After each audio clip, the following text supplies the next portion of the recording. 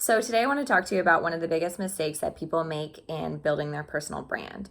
So, your brand is you and your story. It's a culmination of everything together about you. It's just a fancy way of saying you, basically, and how you want to portray yourself to other people. So, your personal brand is essentially what people say about you when you're not in the room.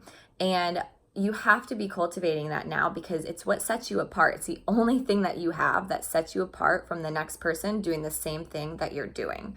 So, you know, whether you're an entrepreneur or whether you're in your career, working at a company, everyone has a personal brand. Everyone needs to be cultivating that because, especially nowadays when we're so social media heavy in our culture, that's how people find out about you. That's how opportunities happen. Like, if you have, for instance, Instagram is the new business card. So when you have your Instagram set up in such a way that properly showcases who you are and what you do and what you're about and what you like and what you even don't like, definitely be polarizing, but it's those things that attract like-minded people. People will follow you because they resonate with you and they want to hear what you have to say. And they also, for instance, let's say you are working at a company as a graphic designer and you kind of showcase your work on your Instagram page, then there can be somebody else that lands on your page through the explore page, and there's strategy behind that to get seen more. That is for another video, but let's just say they land on your page and they're like, oh man, this is really cool. They go to your profile, they check out your stuff. They could, and maybe that person is, does some kind of is some kind of director at advertising agency. I don't know.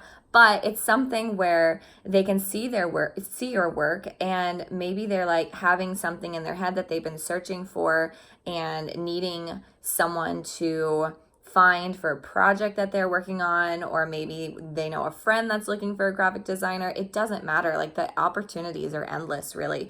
But you want to make sure that your profile specifically is set up so you can attract people, so you can take advantage of opportunities like that. Because if it was just like pictures thrown up here and there and nothing really consistent, and it didn't really show who you are, didn't really show you're a graphic designer, then that opportunity wouldn't have come.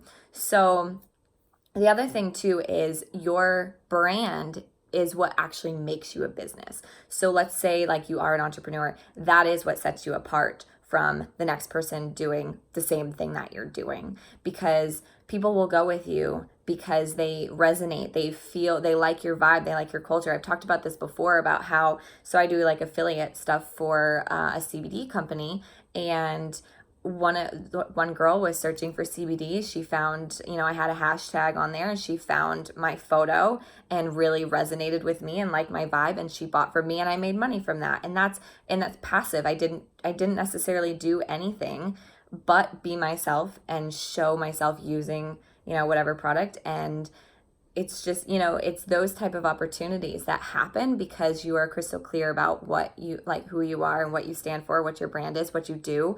And, people gravitate towards people that they know, like, or that they, that they seem to resonate with. And then once they start following you, then they'll know, like, and trust you and want to, possibly become a client or buy from you in the future.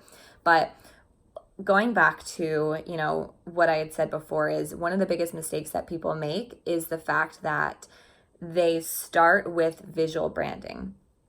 So the visual branding part, like your logo, a website, let's just stick to Instagram for this. So the filters that you use, the colors that you use, and all of that, that happens once you are really crystal clear on yourself. So a lot of people start out with that and, just try to pick their favorite color and just go with that, or just find, some filter, and it doesn't really work, because a lot of times, how many of you have been caught up with, I like this style and this style and this style and this style, and oh, I love this, and like, depending on the mood that you're in that day, you like the white look, and then tomorrow you like the dark and moody look, and all these different things are coming at you and you're consuming so much information, which is crippling your creativity, and it's really pushing your own self down.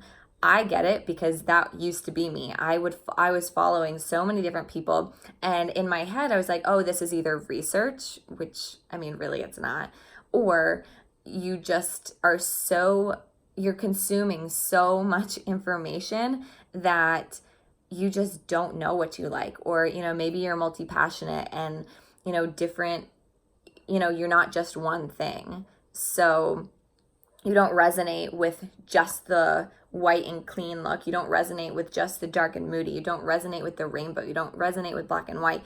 You have a culmination of everything. And I get it because that was me. I liked it all. And it was really difficult to figure out what my style was. I had no idea what my style is because I was consuming so much other information from people.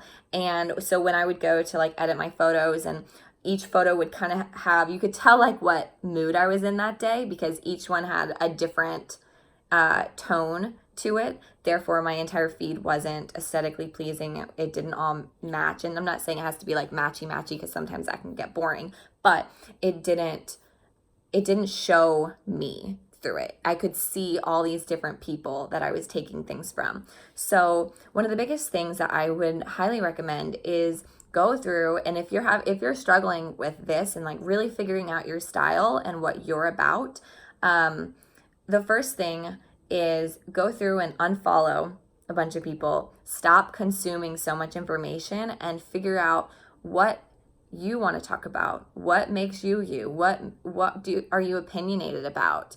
And the color part, the visual part will come later. But the first step is to really figure out who you are, what emotions do you want to evoke when people come to your page.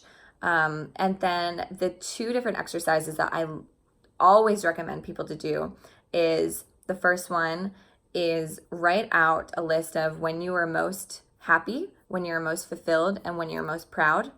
And then just see the themes with that. And then the other one is write out your strengths, weaknesses, and unique ability yourself. Write them out yourself first, and then ask 10 of your family and friends to do the same thing for you, and answer 3 for each. And then once you get the answers back, start putting them in order and compartmentalizing them, and you can start seeing a theme. And these themes will bring up, they'll bring up certain things. Like one of the things for me was, a lot of people told me I was the resource. I was an authority on whatever subject I was talking to them about. I would always give them things to basically elevate their life and all that kind of stuff. So there's some kind of authority there, right? So that's why one of my colors that I use all the time is black, because I want you to see that there's this boldness, there's this authority when you come onto my page. And that those are the type of things that once you figure out those, and once you find out really like what you're about, and list some adjectives that you want people to feel, and that you want people to see when they're around you, for instance. Write down those adjectives. Do you want to be relatable? Do you want to have a zen and peaceful feel? Do you want to be authoritative? Do you want to promote some kind of growth? Are you teaching them something? Do you want to have some kind of zest for life and brightness? Do you want to be bold? The whole thing. Write down the adjectives, and then once you write down all of those things and the adjectives, then Google color psychology, and there are certain colors that evoke certain emotions.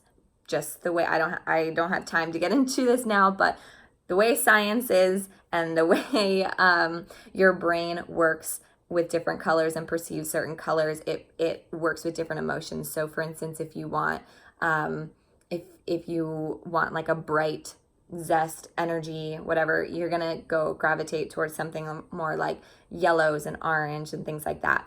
But anyways, that is in short just a little bit of the one mistake that I see most people making, is they go straight for the kill of the visual branding, and the visual branding comes later. It's going to be so simple to figure out the colors that you should be using and the filters that you should be using to evoke the right things that you want to evoke. But the first step is to figure out who you are and what you want to talk about, and like what do you want people to feel when they come to your page.